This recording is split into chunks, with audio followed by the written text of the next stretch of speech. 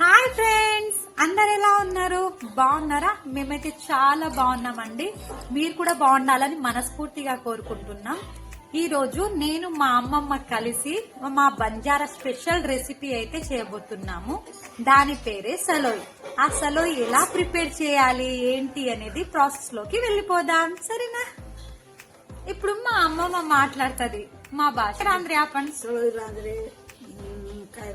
ఇది మేక బ్లడ్ అనమాట. ఈ బ్లడ్ గడ్డ కట్టకుండా ఉండడానికి అందులో చింతపండు, ఉప్పు వేసి పక్కకు పెట్టేసినాం. తర్వాత ఈ బోటిని 2-3 టైమ్స్ వాష్ చేసిన తర్వాత కొంచెం వాటర్ పెట్టి 5 మినిట్స్ ఉడకపెట్టుకోవాలి. ఉడకపెట్టిన తర్వాత కొంచెం ఆ వాటర్ని తీసేయాలి. తర్వాత మళ్ళీ పొయ్యి మీద పెట్టి కొంచెం వాటర్ వేసి ఉడకపెట్టుకోవాలి. 10 to 15 మినిట్స్ వరకు ఉడకపెట్టుకోవాలన్నమాట.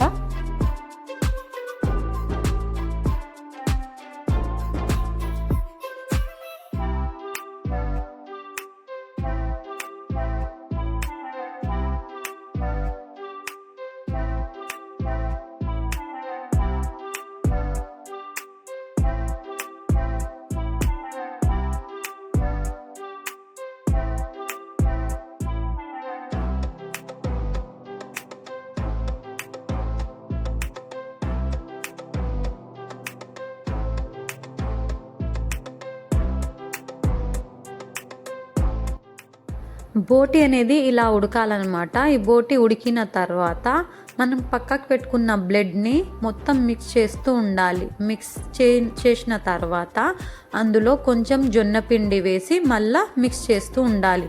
ఈ ప్రాసెస్ అన్నీ మాట్లాడకుండా చేయాలి. మాట్లాడకుండా చేస్తేనే టేస్ట్ అనేది బాగా వస్తుంది. ఈ మిక్స్ చేసిన తర్వాత ఆ బోటిలోకి ఈ బ్లడ్ అనేది వేసేసేయాలి. వేసిన తర్వాత బ్లడ్ని బోటిని మిక్స్ చేసుకోవాలి. తర్వాత 5 మినిట్స్ వరకు ఉడకబెట్టుకోవాలి.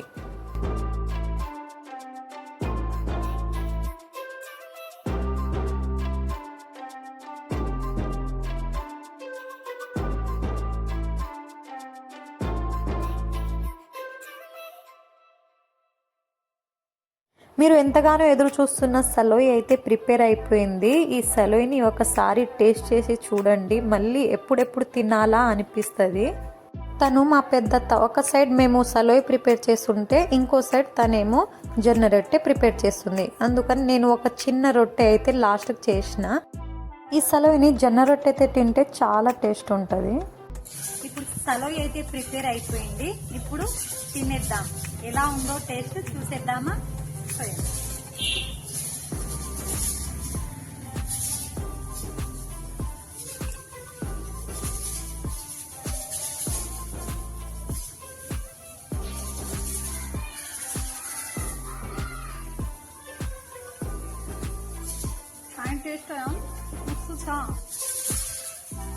చాలా బాగుందండి. టేస్ట్ అయితే